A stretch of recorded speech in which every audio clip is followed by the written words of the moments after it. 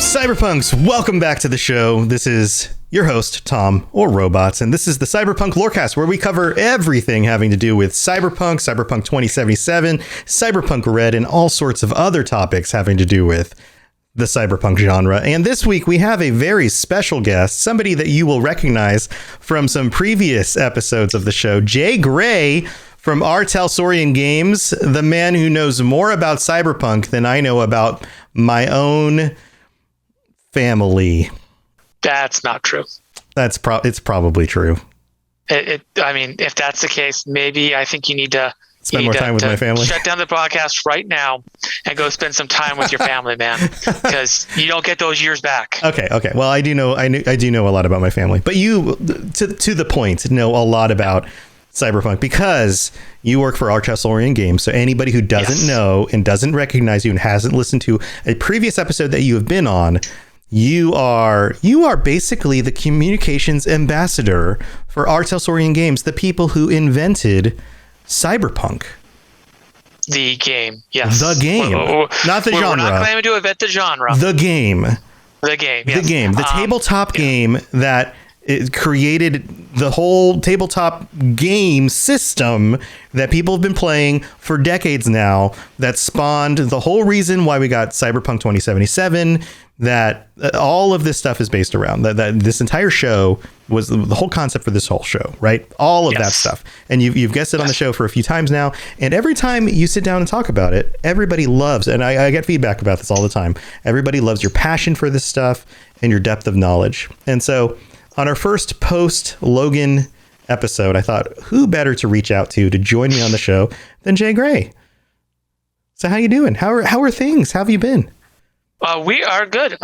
We have RTG has released the Cyberpunk Red Data Pack, which is I think we talked about on our last show. Yeah. Very cool collection of maps and Scream Sheet adventures and additional we call 20 things lists, which is a series of 20 random things one can find in Night City, ranging from 20 hotspot nightclubs to 20 safe houses to 20 things you'll find in the dead guy's subdermal pocket. That's right. Last time you were on, we did a random roll of just like, what would we find in just kind of a random thing, and we found a dead guy with a subdermal pocket.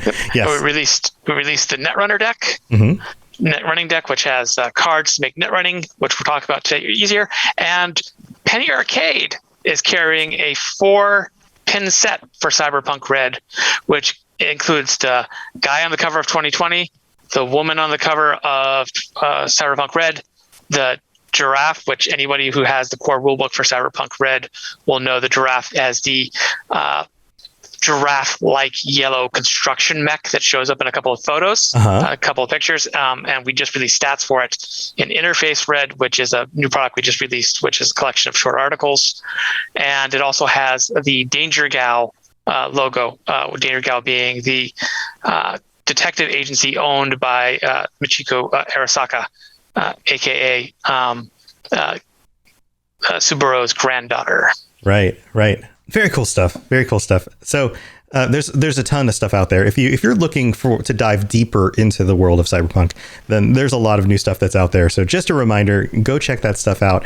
But this episode specifically, Jay and I were throwing around some ideas, and we wanted to get deeper into the net and the way, the origins of the net, the way the net has developed in the world of Cyberpunk, and the effects of the net, because the net's kind of a mysterious thing. It is. It's a dangerous thing. It's a mysterious thing. It is a place where AI runs rampant, where there's I don't know I don't want to jump the gun on this, but I know you've been thinking about this. Where should we start when talking about the net? Do we want to start at the beginning? Yeah, well, we start at the beginning, which is the Cyberpunk world, as we know, is an alternate parallel timeline to our own. Right. Where somewhere around the late 80s, early 90s, it splits off for a variety of reasons. There is the collapse where the United States and the world economy just falls apart. Climate change hits the no return point super early. Really early. Really early. Do we know the reason for that in this universe? Were people just gobbling up oil reserves faster and burning more carbon into the air? Is there like a specific reason why that's different? It's a combination of that and the fact that the deregulation of environmental protections were just stripped, just kept going straight through, because the Gang of Four, in addition, which are the people that caused a lot of the problems, a group of various shadow cabal of government agencies and directors, they weren't interested in protecting the environment. They were interested in protecting their interests and making money. Right. And running the show, and so they didn't care about gruff men speaking with deep tones, always backlit and smoking. That's just all four of them at all times. Yeah, you'll all remember, if you're old enough, that once upon a time everyone's like, hairspray is bad for the environment. We can't do hairspray anymore. Yes, and it's killing the ozone. Happened.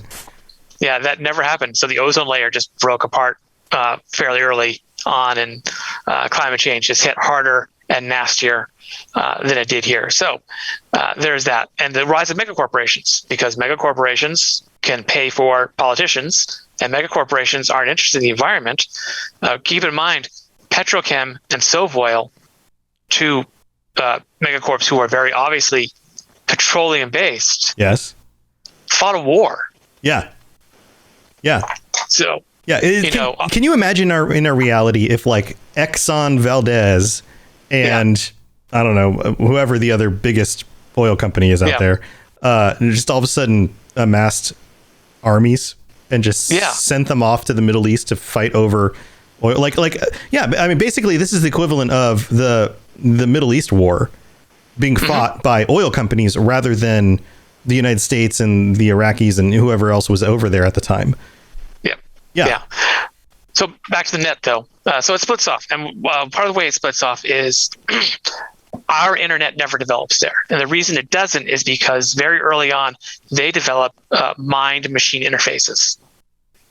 And so development of a global network shifts from what we think of, which is a hyperstack page system, the World Wide Web overlaid upon a network of computers, to a network of computers people can plug their brains into, either directly or indirectly. There were things called trodes, basically, like suction cups you can attach to your head that allow you to experience a slower version of the net. Those are the ones that you get at the library because they don't have as much money for the interfaces. So can you imagine walking through a public library and seeing a bunch of people with suction cups on their heads? Well, they were like caps you would put on, but basic same idea. I mean, you could also do it with an old-fashioned way, a keyboard and a monitor. But the whole idea is basically the net development shifted from people accessing it on regular computers to people being able to access it with their brain. Mm-hmm. Which we're getting closer and closer to, because we can like plug a monkey into a computer now and have them like draw things on a computer screen. Yeah. I mean, it's basically, imagine if VR worked 30 years earlier really well. Yeah. And everyone said, oh, well, why bother with screens when everybody could just put on these things and do direct VR? Neural connection. Yeah, absolutely. Yeah. So it started, and at first it was fairly rough. The net in 2013, the original Cyberpunk, was a much rougher place. It was user dependent, as opposed to so the user bought the experience as opposed to the other way around. They had something called interfaces. So the way I was seeing the net was not the way you were seeing the net. It depended on the programs on your cyber deck.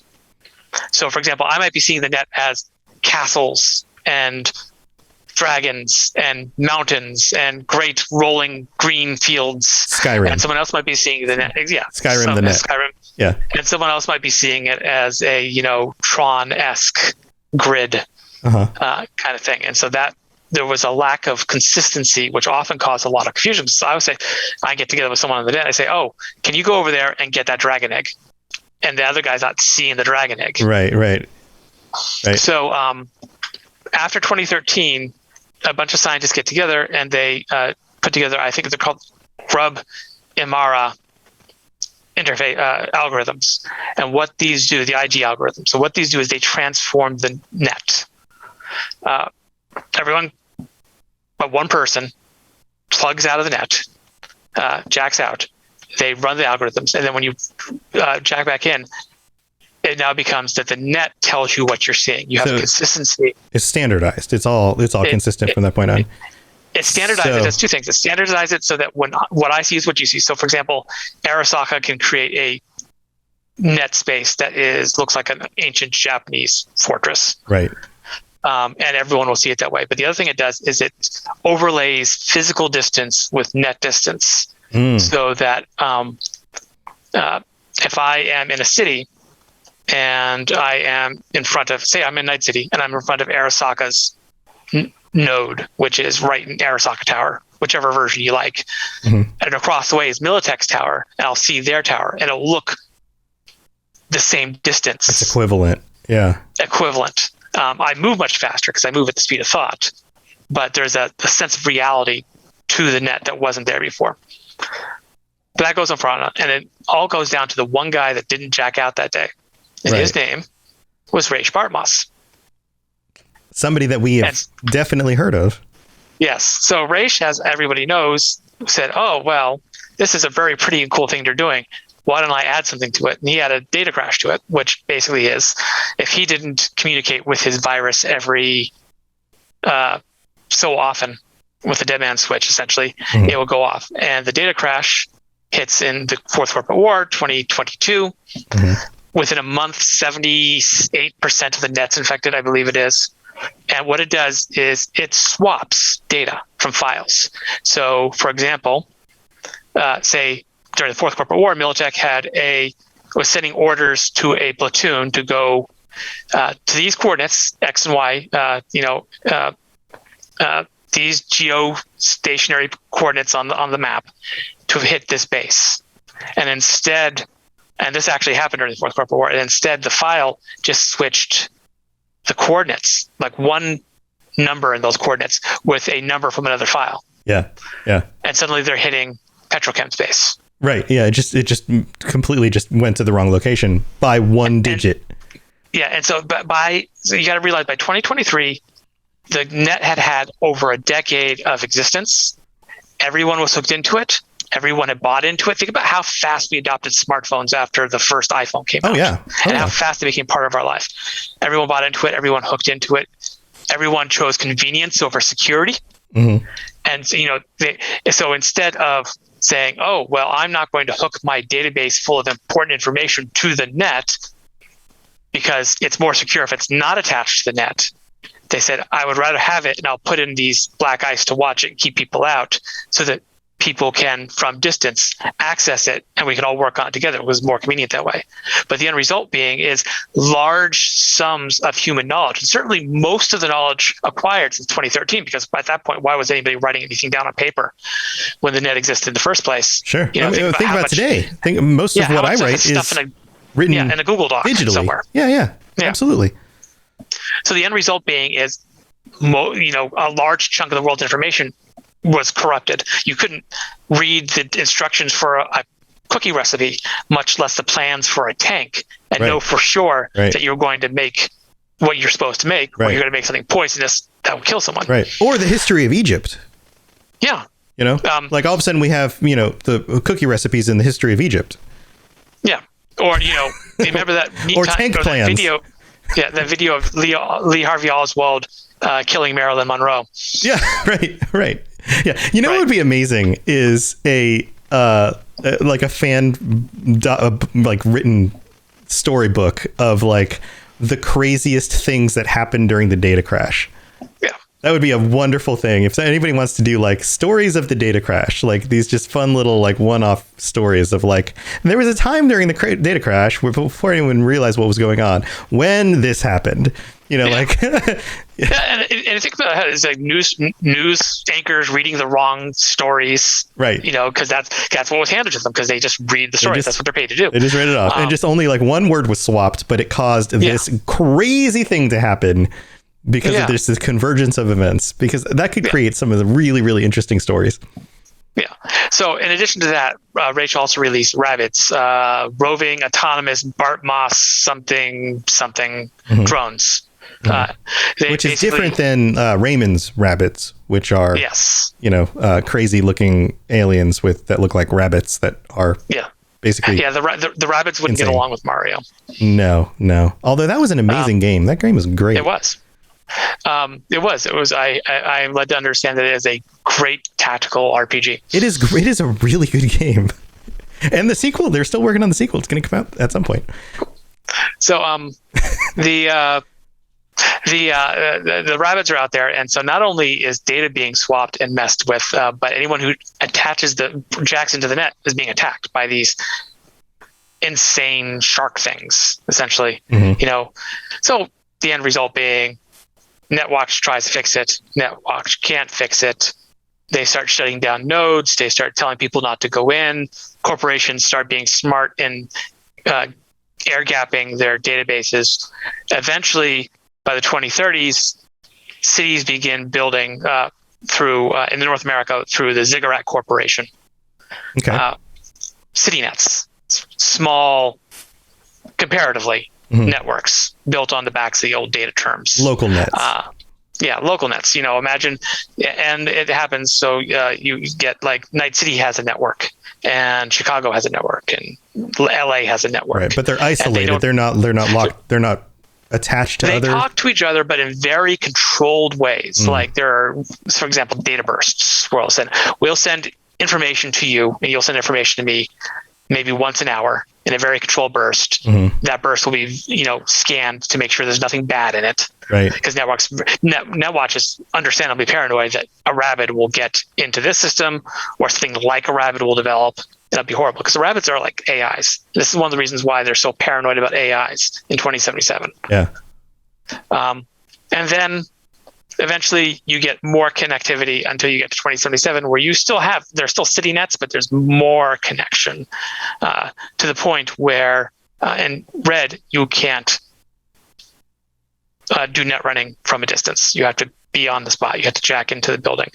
T-Bug and a few others can do net running in 2077 through some very special ways that I can't really talk about because they haven't gone in depth with it into 2077. But it involves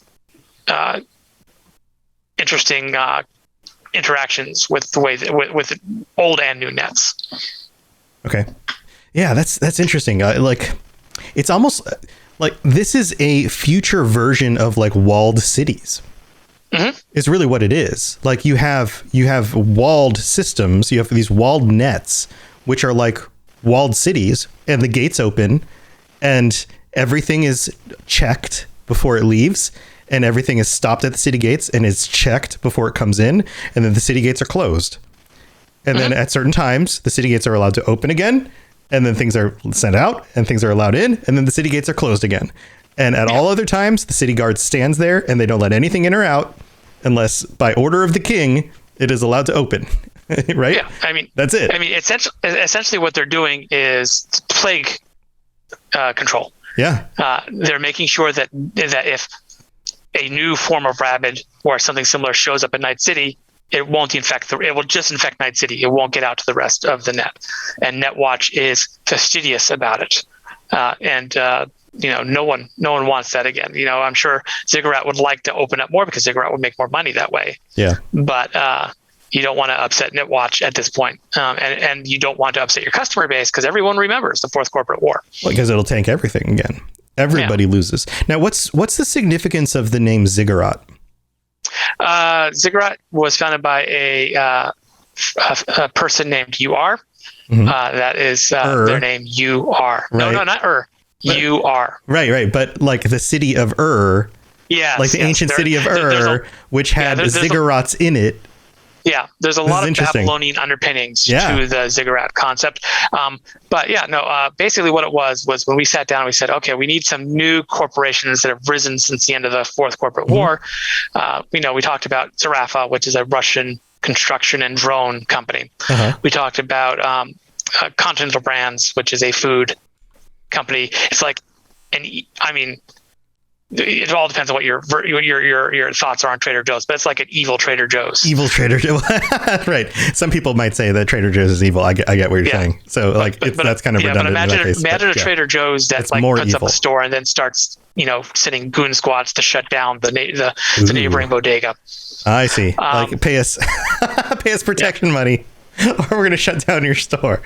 Yeah. So Ziggurat was, the basic idea is we had to, it started with, we just wanted a new media corp, and we were thinking, well, there are these networks, someone's controlling them. Mm-hmm. Who is it going to be? And we went through ideas, and we're like, oh. And then we thought about AOL. And if you remember America Online, we're like, yes. America Online thing was a pyramid. Right. Yeah.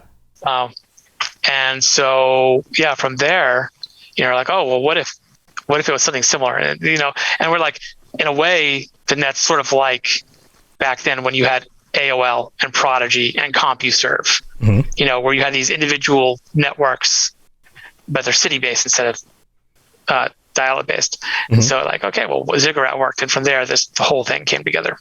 That's cool. Yeah. I like the connections to the like old naming concepts. Yeah. Okay. So at this point, we're up to what, the 2030s? We've gone through the 2045, 2030s is when they start building the new city nets, and mm-hmm. they put over the city nets in the same way that the World Wide Web is not actually the internet. It is the way we interact with the internet. Right. If you think about it that way, but we use the terms interchangeably. So they put up, and then they put up the data pools, which is the same thing. The data pool is the way you interact with the city net. And the data pool is a shared open system that anyone can contribute to. They can mm-hmm. load sites onto the data pool. They can upload files to the data pool. Basically, it's a user-driven content site, whether that user is a large corporation or an individual person. And it goes on from there. Eventually, it hits the net we see in 2077, which is they didn't explore the basic information data structure networks. The everyday stuff. You get to use V's computer to look at some websites essentially, mm-hmm. but it's basically it hasn't actually, from what I can tell, it hasn't advanced that much in the 30 years or so between Red and 2077, possibly because NetWatch is saying, hey, no, whoa, wait, let's take it slow mm-hmm. and make sure everything's okay. Let's make sure we don't make any new AIs right that will try to destroy the world again. Right. So let's talk about the AIs. Let's talk about what happened after the crash, the emergence of the AIs. Yes. And where all of that stuff exists, because that's out there somewhere. Mm-hmm. And some people are trying to interact with that stuff. We've talked about this before, the different kinds of AIs, the emergent AIs, the AIs that were used to be human, and then they're out there somewhere not human anymore, and now they're some sort of weird thing. And then the AIs that like we wouldn't even be able to begin to communicate with them because they're so far not human in any way that how would we even begin to find some sort of common ground to even talk? Like where do those exist? Okay, so here's the things to think about. Number one, Cyberpunk Red is not so different. Cyberpunk, the world, is not a mystical place. Mm-hmm. It is not a place where magic exists. Therefore, the net, while it may have certain mystical overtones to certain people can put religious and spiritual components to it. Sure. It is not inherently that. It's not another dimension. It's not the astral plane. It is a network of physical computers and servers. And so your first question you have to ask is, if these horrible things, these rabbits, all this stuff is on the old net, why isn't NetWatch just going around turning them off?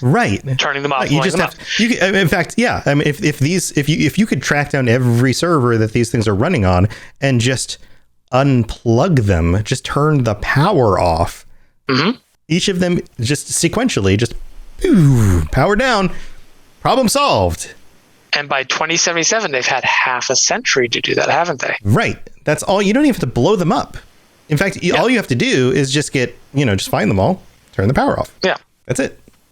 So, and the answer to that is because, well, two reasons. A, there's a lot of potential lost knowledge on there that you want to be able to get to. There's riches beyond measure. There is digital treasure there. Right. And everyone's reluctant to let that go. The other thing is someone lives there. We call them ghost cities.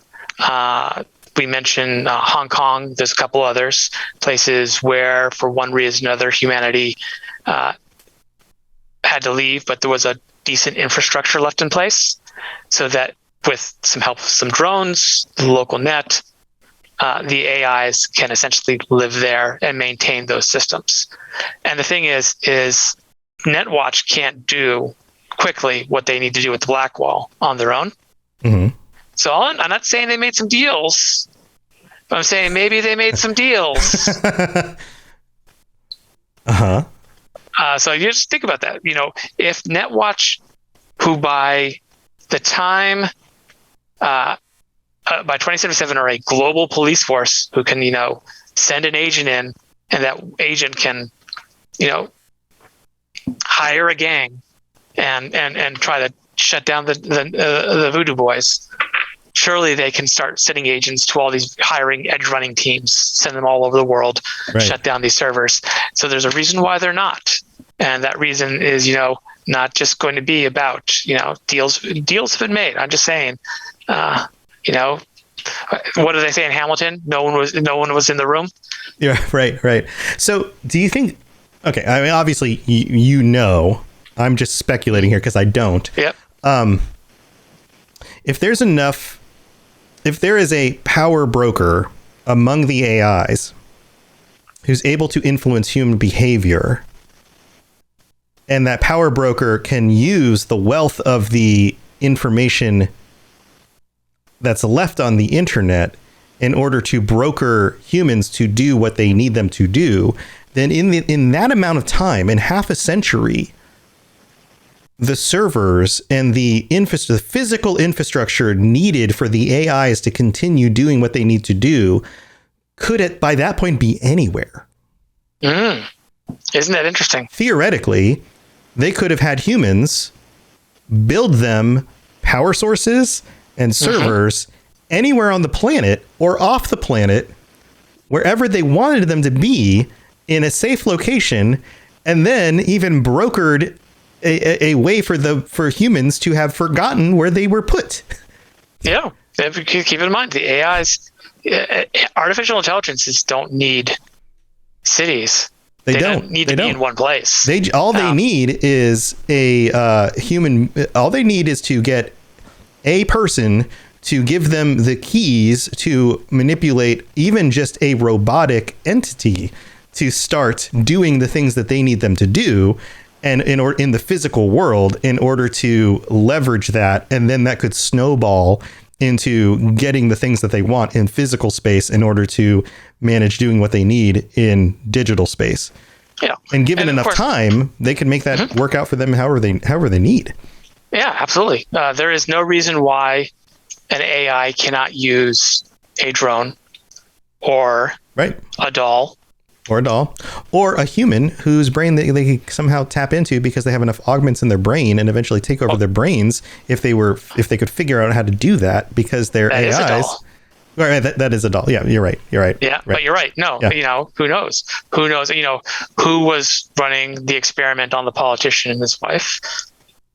Mm-hmm. All kinds of interesting questions. Yeah. I don't know if that was an AI. I honestly don't know if that was an AI or not. I know that there's hints that something was involved, and it was some shadowy cabal. I don't know if it was AI. I like to think that's really cool.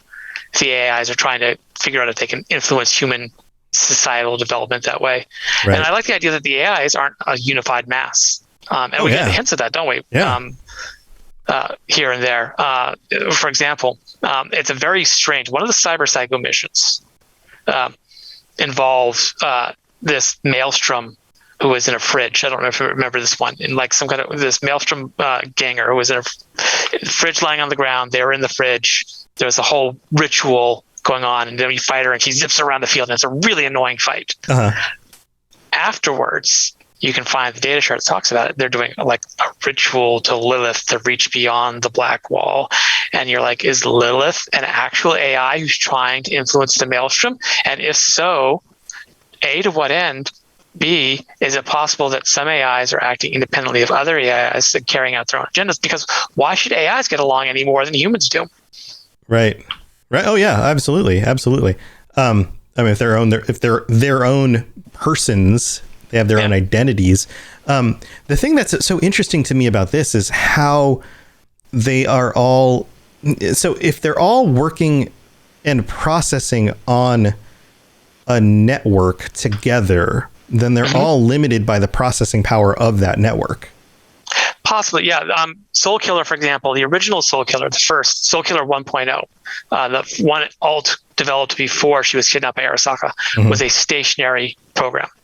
Okay. So it only ran on a computer system? It was too big to go out into the net. Right. It was just too big. It would be like trying to stream every movie at once to try to get it out there. Right. Soul Killer 2.0 it was a little better. By the time they hit Soul Killer 3.0, which is what they used in the Fourth Corporate War, it was fully mobile, semi-intelligent, and able to mimic people, go into people's histories, find out about their friends, learn who their friends were, even absorb their friends, and then mimic the people it had soul killed. Yeah. So here's my thinking on this is once you get to these advanced AIs that can basically be transient on the net, they can exist on the internet on whatever server that is currently running on multiple servers. Basically, they are distributed systems. If you think of them like that. And so you could have thousands or millions or however many of these can exist on that system based on whatever the server load is for these AIs. They just kind of exist on whatever systems they need to in order to continue existing and moving wherever they need to go, right? Right. But there is a physical limit based on processing power. Right. So there's going to be competition for limited resources. Theoretically, you are probably you might be right there. Who knows what that competition is and how it works and how much needed. But there is a limit to that thought in that it needs to be recognized that our cyberpunk in general, the genre, does treat the computer, the network, the matrix, almost like an unlimited resource, an unlimited mystical realm. Right. Because the thing is that it all roots back to Tron. Right. Yes. This magical place where all computer things just kind of do their thing, and who knows how it works.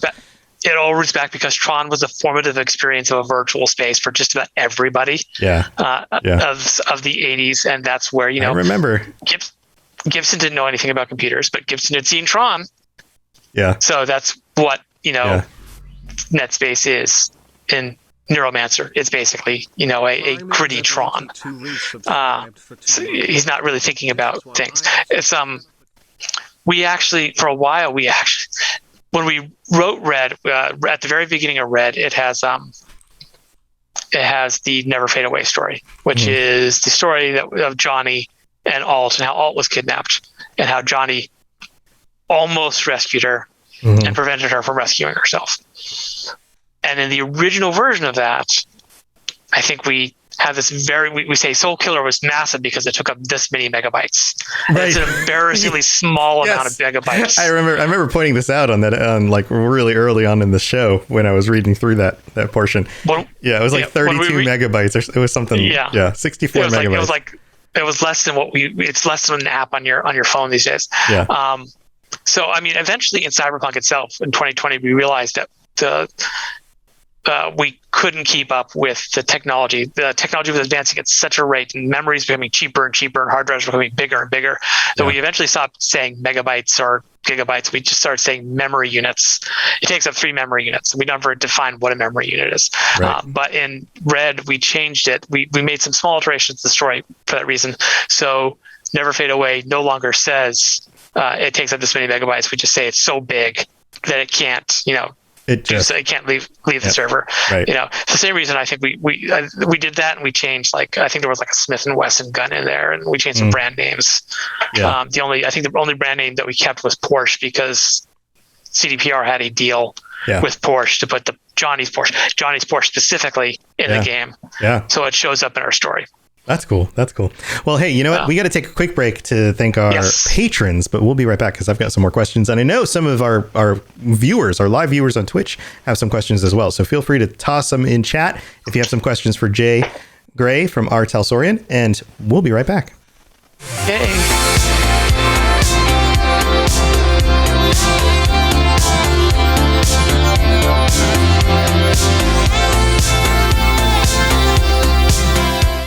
right, this is the part of the show where I get to thank our awesome patrons, all 19 of you. And thank you so much, guys. You are what helps me do this show every week and keep it going.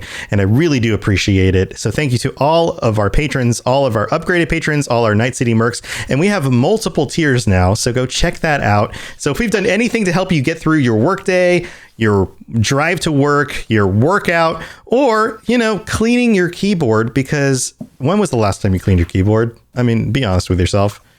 Our keyboards are dirtier than our handles on our doors even, because when was the last time? I mean, you wash your hands all the time, but when do you wash your keyboard? Go clean your keyboard. And while you're doing that, listen to this podcast and type in patreon.com/cyberpunklorecast and go check out all the different tiers, because you can get ad-free episodes. You can get episodes a day early.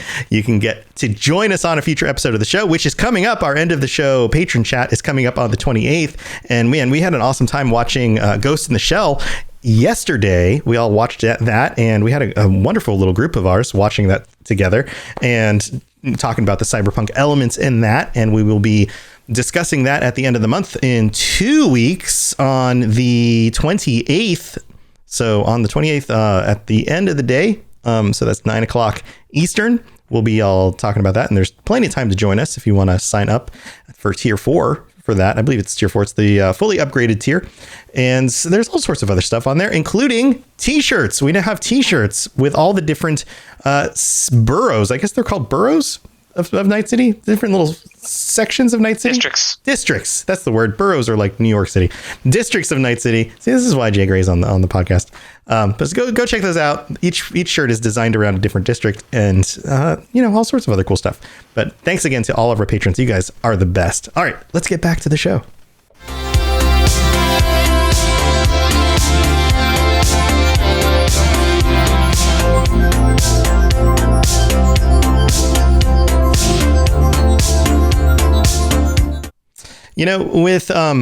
With the net the way it is, it's this like you said, it's kind of like this mystical experience kind of thing out there. It's kind of this like dangerous world. There's a lot of parallels to me between some of the things going on with Cyberpunk and also other fantasy worlds. And we talked about this with like the walled cities and, the walled net, and that being like a walled city. You also have the concept of fairy. And this is something that J.R.R. Tolkien drew a lot of inspiration from.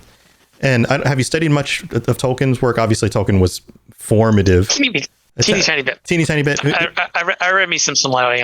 Yeah. So he was formative in fantasy, which has influenced so much of our sci-fi and fantasy and everything over the last, 70, 80, almost 100 years now. But in the realm of fairy, there's this sense of moving from the familiar to the unfamiliar, from the here and now to the beyond. That the realm of the what is comfortable and normal to the realm that is other and potentially dangerous and unknown, where things don't work the way they seem. And that's there's an element of that in Cyberpunk, and the net is that. It is that element of the other, this place where you could, as a net runner, jack in, and you could try to go through and break your way in and be in this world that is like the other. And there are elements where these fairy creatures, these AI, could potentially break into your realm and, temporarily show up in your reality and mess around with your reality in some way, and then go back into their realm. There are elements here that kind of have parallels to that. Well, there is. You think about it for a second. Aliens do not exist openly as far in as the Cyberpunk universe. As far as we know. Yes, as far there is no, like I said, we're talking about earlier, there's no magic, there's no vampires in Cyberpunk, main Cyberpunk. The alternate reality Night's Edge supplement from Ionis Games, notwithstanding, published back in the 90s. Likewise, we focus the science fiction on the near future to make it the world outside your window cranked up to 11. That's why there's not anti-gravity. That's why there's not teleporting. That's why there's not a whole bunch of, certain technologies. Yeah. And that's why there's no aliens. Right. But there are non-human intelligences. So AIs are the aliens of the cyberpunk world. Yeah. Yeah. Just like in fantasy, fairies or elves or gnomes or whatever are the aliens of that world. I mean, you're talking the elves are weird, but you can basically understand them. They're 2 legs, 2 arms, 2 eyes. Mm-hmm. They fall in love. They hate things. They lust for power. They eat food. Right. Dwarves. Right. Halflings. But you get to the fairies, and the fairies are saying, "Here, eat this thimble." It becomes Wonderland, weird. And it makes no sense. Their motivations don't make any sense. Yeah, and that was his point. And he studied myths from history. He was a philologist. He studied the origins of language, and in studying these origins of language, like he translated Gawain and the Green Knight, and he translated Beowulf, and these old stories from 600 years ago, and the world was different back then. And oftentimes in those mythologies, it was hard to understand the reasoning like behind the things the fairies wanted the humans to do. Oftentimes they didn't make any sense. And that feeling of like you would come across in Cyberpunk and you might interact with an AI and you have no sense of why the AI would want you to do a thing because their motivations are alien to you. Well, I mean, and isn't that a really cool adventure idea? Yeah. An AI through a fixer hires an edge runner group to take an empty cardboard box and put this empty cardboard box in this spot in this exact spot in this exact time. That's it. Right. It makes absolutely no sense. Right. There's no reason anyone would want to do it, but they're paying you 1,000 eddies to do it. Right. Right. And it's just the tip of the iceberg. And then you can go deeper and deeper into why, it turns out that because that box was there, a car had to swerve out of the way of the road and crashed into a building, and because they crashed into the building, the structural support was weakened. Right. And so when an earthquake came the next week, the building collapsed. Yeah, and somehow the AI had some sort of foreknowledge about all those things, but had also influenced a number of those other things, so that those things all happened, and that all that stuff was directed. Yeah, like you could totally set up all that stuff. Yeah, it's absolutely. It's such a cool idea. This anytime you have to deal with the realm of the other and the motivations that don't make sense to humans or are beyond the scope of our ability to understand, whether through temporal limitations or through physical limitations or informational limitations. And that's another thing that I think is really interesting. Go ahead with what you're going to say, because I've got some other thoughts on this too. Okay. So in Cyberpunk Red, a netrunner gets 3 actions every round. Mm-hmm. As opposed to the 1 action that people get in Meat Space. And that is because you're moving faster because you're moving at the speed of thought. You're moving at the speed of the processor of your cyber deck. Yeah. An AIS can be much faster, isn't it? I mean, we've all seen what the X-Men movies with Quicksilver or the Flash TV show, right? And we're seeing, and they're running really fast and the world's in slow motion. And, they're able to take the bullets and turn them around because they're just hanging in midair. That's probably what it's like for an AI all the time. Can you imagine having to interact with a human being? Oh yeah.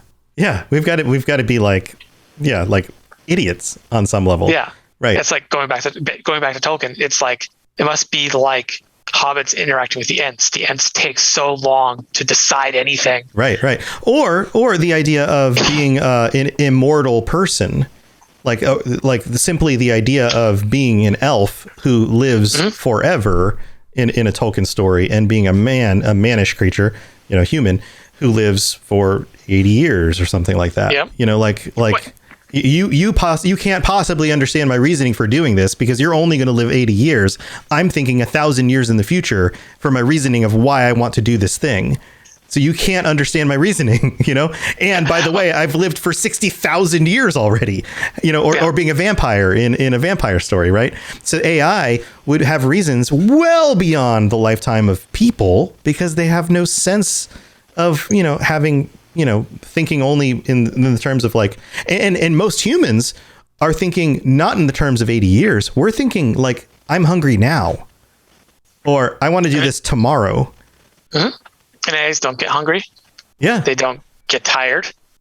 They don't have hormones. Right. Their moods don't change based on biological impulses. And Alt says this, she says, I've been in this computer, or the thing that was Alt Cunningham at one point, specifically says in 2077. Spoilers for anyone who hasn't played the game yet. After totally it's been out for literally a year almost now. Right. She says, I essentially comes down to, I have been here so long. I have been an AI so long. I've been outside my body for so long. There's barely any Alt Cunningham left inside of me. I have become someone else entirely. And it's something we hint at in the books too, is that divorced from biology, the mind does not develop in the same way, because our mind is in our brain, and our brain is biology. Right. We have a game called Castle Falkenstein, which is a fantasy alternate history steampunk game. Takes place in the 1870s in an alternate universe where Captain Nemo is sailing the seven seas in his Nautilus, and cool. Sorcerers are gathering in clubhouses in London, and fairies exist. Fairies are energy beings from the space between worlds, from the space between dimensions, and they come to Earth and they take on shapes based on what they see. And so, like a cat Sith fairy will have seen a cat and become a version of a cat, and a brownie, the first brownie, saw a man, but the man was very far away. So they became a small man, like a little tiny, because they didn't understand. They didn't understand perspective, right? Right. It was all new to them, because they don't have sight in the fairy realms. But the point is they are beings of energy, and because they're beings of energy, they have very different motivations, even though they can seem human at times. But B, they have programming. Because no matter how many experiences that brownie has, or all those brownies have, because the brownies are almost like templates of each other. So all the brownies are somewhat similar. They all have to be brownies in the end. They can't not be brownies, because that's who they are. That's part of the programming. And AIs are going to have that too. In addition, they transcend the limits of biology, but they don't necessarily transcend the limits of programming. Right. Delamain, at some level, for the rest of existence, no matter what you do with Delamain, some version of Delamain is going to be a dispatcher for a cab company. Right. Think about it. Delamain, if you read the data files on Delamain, the data shards, Delamain started off as like what we call a pseudo AI, basically an expert system, not actually intelligent, installed to help them reduce manpower and coordinate their cabs. Right. And just their cab do service. this one job and do it really well. Do this one job. Yeah. Delamain, for whatever reason, because this happens a lot in Cyberpunk, truly intelligent AIs are very hard to make, but they do sometimes just happen. And so this pseudo AI developed into a full AI, eventually took over, and instead of gaining freedom or going off to do something else or slipping beyond the black wall to join the other ones, it went from being a dispatcher for a cab company to being a dispatcher for a cab company it owned. Right? Because that's what Delamain was. That's what Delamain's programming was. In fact, in a bizarre sort of way, the Delamain mission is about whether Delamain's going to surpass its programming in any way. But even if it does, I'm guessing 100 years from now, no matter where Delamain is, part of Delamain is going to be, I need to organize this thing, these series of things to do things. Right. Because that's what I do. Yeah, it's an organizing program. So on some level, it will always be an organizing program. Yeah. Delamain, I think, is one of the most interesting stories that I wish they had been able to develop, to explore more. It would have been really neat to have gone into Delamain, like link into Delamain and examine his history. That would have been cool. But I mean, they do a really good job of the environmental storytelling with the various lore shards and the computer screens and emails you can read throughout the Delamain complex. Yeah. I enjoyed the diversity of Delamains you also ran into in the world. Yes. And the different, like, I thought oh, this is a video game thing, and I'm just going to keep running into the same, variant of it. I initially I thought, oh, they're all going to malfunction the same way when I saw the first one. And then I got to the second one, I was like, oh, this one's completely different. Well, and I think... okay. And then I was like, okay, I'm so glad this didn't go the way I thought it would. Well, it's like the episode of Teen Titans. If you're a fan of the show, of the I haven't watched the show. Yeah, I haven't. There's an episode where they go into Raven's head and they meet different colored ravens, and each raven's an emotion. So it's kind of the same idea. I think they never specifically say what caused Delamain to develop this thing. I personally think it's because Delamain had grown to this point where it was no longer just an organizing dispatcher that happened to own its own thing. It was trying to understand and grow as an organism, as a person, so to speak. Yeah. And in doing so, it developed these different personalities, which split through its network and copies of itself. Yeah, and each of those personalities had some very different, very personality-like responses to what was going on. Some of them were very afraid, and some of them were very, just very strong feelings about what their reaction to what was going on, which was really interesting. Well, we're getting close to the end of the episode, and I want to make sure that first of all, thank you for this really cool conversation about the net, but I definitely want to point out what I think is some of the coolest news about Cyberpunk Red, and we talked about this a little bit during the pre-show. Yes, Roll20. Yes, Cyberpunk Red is coming to Roll20, and if you guys don't know what Roll20 is, if any of you guys have played Dungeons and Dragons or a number of other tabletop role-playing games online on your browser, then you may have done so using the Roll20 system, where what they do is basically they consolidate it all into a browser where you can build a character, and then you can also play this online with other people using their systems, their sheets, information, even just like clicking a stat in order to roll your dice and all sorts of things. It makes it really, really easy. I've used this before with the Dungeons and Dragons Lorecast when we've played with our patrons. I actually used this years ago when I did my own Dungeons and Dragons show. But the fact that they're bringing Cyberpunk Red to Roll20 is huge news. And this was just announced. Was this today? It was today. Wow. Roll20 is having a online convention, basically, various games. Today was their big announcement show. And among the various announcements they made was that Cyberpunk Red will be, hopefully next month, be brought to Roll20 on a professional, officially supported level. Up until now, we've had fans making character sheets, people you could fill out and play with, but there hasn't been official support with the ability to fully access the rule set. So we're hoping I can't talk too much about it because the truth is there's a lot about it I don't know yet. I have a rough idea, but that's being developed by other people in RTG. The Cyberpunk team is, not me directly. So, and Roll20 is the ones who gets announced. But the idea is that you'll be able to go in, you'll be able to get the Cyberpunk Red module, and then you'll be able to take advantage of it. All of Roll20's various cool shortcuts, like hopefully things like being able to drag an NPC or a weapon right from the rules into your character sheet or into the game. So we're looking forward to that. Yeah, this makes building a character so much easier. You've got all the sheets in front of you. You've got all the basically a character sheet where you get to just type in your character name. You get to choose your character class. You get to choose, deck out your character with the weapons, all the things that you want your character to have. All the stats and things are all right there. The person who's going to referee the game has access to all the things that they need to ref the game, NPCs, settings, information, all the stuff that they would need to set up the campaign that you're going to go on.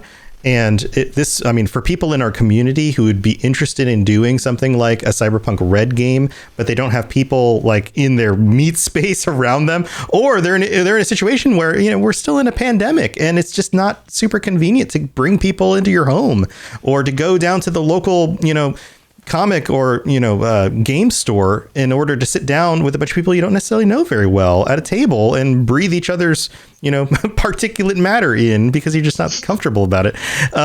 This is the kind of thing where you guys could just you get on the Discord, you get in a voice chat, and you'll load up Roll20, and as long as one of you is willing to ref the game, the rest of you just kind of build characters out, and then the ref sets up the rest of it and you guys could just play. And it's that easy. It's such a cool idea, and it's only about a month out.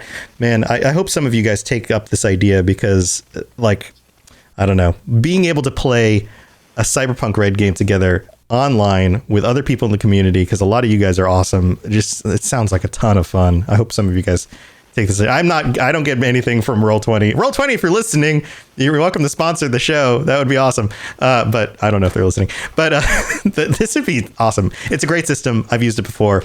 This sounds like a blast. It is. This is our first foray into official support for virtual tabletop, which is what Roll20 is VTT. The more people who support it, the more likely we are to do more stuff with it in the future. It is not free for us to do it, to do this.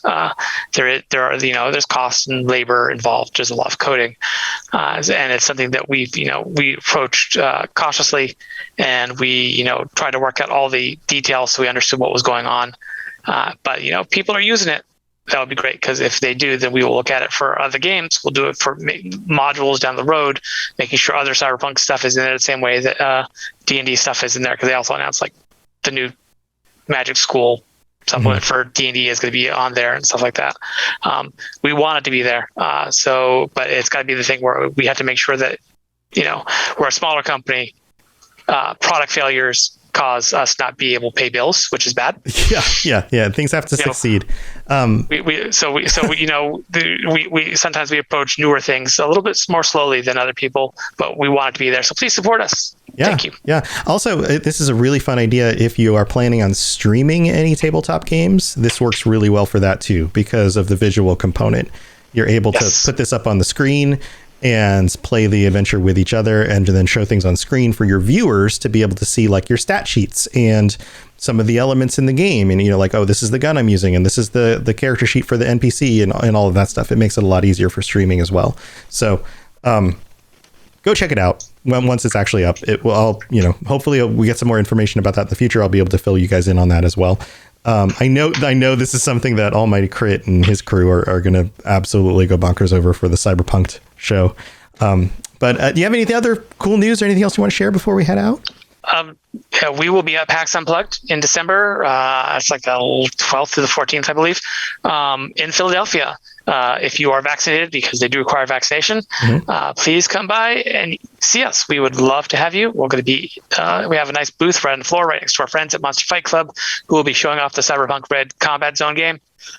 So we're pretty excited about doing our first in-person convention in 2 years. Oh, that's awesome. That's awesome. If any of you guys can go make it to that, definitely let us know. Pop in and send us a note on the Discord and let me know that you guys got to go say hi. And man, I wish I could be up there. That sounds like a lot of fun. Yeah, cons are great. And this one's a nice one. The PAXs are very well run. Absolutely. Yeah, I've never had the opportunity to go to a PAX, but one year I'll make it. Someday. You get a press pass. That would be awesome. I know, right? Yeah, one day I'll do it. Well, thank you again for joining me, Jay. And what's the best way for people to follow what you're doing and reach out to you? Oh, yeah, just over on Twitter at RTalsorian Games is probably the single easiest place. So you can go visit us on the web at rtalsoriangames.com or visit our web store at Talsorian Games or Talsorian Store. It's been a while since I've been to our site. I remember I do that too. Talsorianstore.com. Those are probably the best ways. If you search Discord for us, we're a public server, our Talsorian Games server. We'd be there too. Or, just drop me a note over at the, I keep an eye on the Cyberpunk chat over at your Discord. So you can just drop me a note there and I'll be happy to answer. Yeah. He pops into the Robots Radio Discord as well. So you're always welcome to pop in there and just kind of ask him a question. I'm sure he'd be happy to answer and join in the chat. So thanks for being part of our community as well. People love hearing you talk about these things. So. Oh, I love talking about it. Yeah. Awesome. Well, thanks for joining us again. And you guys know how to get a hold of my stuff, robotsradio.net for all the shows on the network. And I will be back in just a few minutes, in about 30 minutes from now, for the Mass Effect Lorecast. We have another episode of that coming out in just a little bit. I will be back live for that, so I'll keep the stream up, so you're welcome to hang out.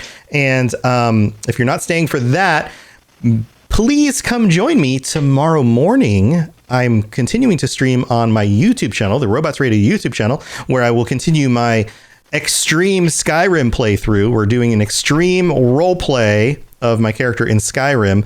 I'm also going to be dabbling with I've downloaded some mods for like character design stuff, and I think I might try making characters that look like other content creators on stream, and then sending them like pictures of themselves, because that would be really fun. I have two words for you for Skyrim mod: rocket boots.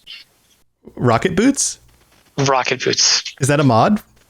Yeah, there is a rocket boots mod. Oh man, I have to go look this up. I've been having a lot of fun. It is absolutely hilarious, because the boots go off and you have no control over where they go. They just send you flying across Skyrim. This sounds amazing. Okay, I have to look that up as well. So yeah, we're going to have some wacky times playing Skyrim on the Robots Radio YouTube channel. So come join me in the mornings every weekday for that. And you can see it over my shoulder if you are watching us live or looking at the YouTube version of this. That sexy Santa suit behind me with the boobs.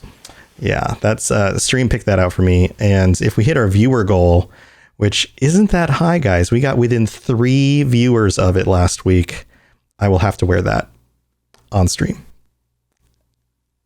And I look really good in it. So that I was being sarcastic. All right. Well, thank you for everybody for joining me. Thanks, Jay, for being here. I'm sure I'll see you again soon. And we'll be back for another Cyberpunk Lorecast next week, same time. And until then, stay safe in Night City, everyone. I'll see you guys later. Bye, everyone.